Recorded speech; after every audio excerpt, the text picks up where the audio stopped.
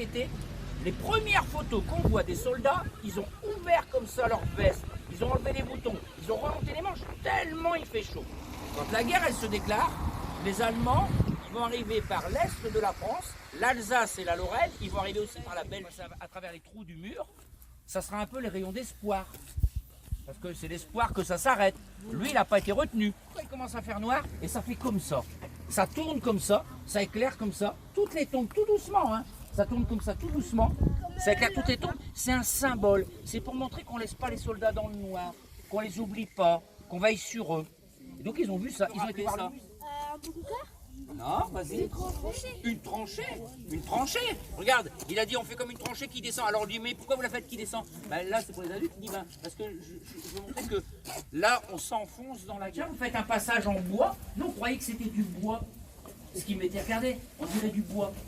Alors il dit ben, vous allez faire un plafond. Donc ils disent on va mettre du bois, on va mettre dessus un peu de l'eau et de l'huile, et puis on va couler du béton.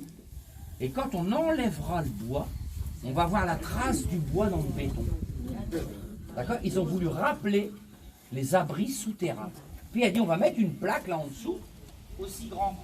Et là ils nous répondent, on les fait parce qu'on veut que ce soit plus grand, plus important que les gens qui viennent rendre visite. On veut que ce soit plus important. Alors nous on leur dit comme ça, oui mais les panneaux, ils auraient pris trop de place, c'est pour ça qu'ils ont dit on va les mettre comme ça. Et puis regardez, au niveau des panneaux, on voit que c'est la lettre A, ils ont dit on va les mettre par ordre alphabétique, et là c'est écrit en anglais dessus. Il y a le nom du soldat et ça veut dire en souvenir.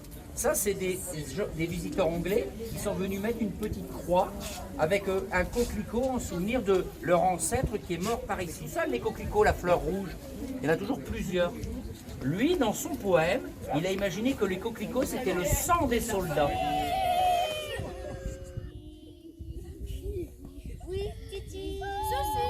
La plaque d'identité.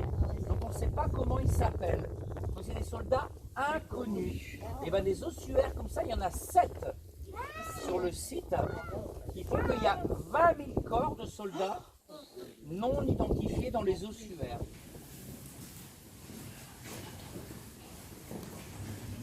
De Notre-Dame de Lorette. Je vous ai expliqué tout à l'heure qu'il y avait 42 000 corps de soldats français sur le site. Il y en a, on va dire à peu près 22 000 en tombe manuelle et 20 000 dans les ossuaires. Les carrés qu'on avait dedans, comme quand on fait la guerre, c'est une croix de guerre. Là, cette stèle, il y a la même à Verdun, il y a la même dans les Vosges, il y a la même à Salonique. En dessous, je vais vous faire voir de ce côté-là, ici, que simplement pour eux, ce qui n'est pas carrément, et bien ça, c'est les corps des soldats qu'on a retrouvés. Vous voulez que je vous dise? Ça, c'est un coquillage. C'est le plus gros coquillage qui existe. Et son nom, coquillage, ça s'appelle un bénitier. C'est son nom. Un obus, quand il tombe, il explose. Il fait plein d'éclats. Il part comme ça. À 200-300 km/h. C'est ça qui peut tuer et blesser les soldats. 300 km/h. C'est peut-être encore des petits bouts. On peut les voir.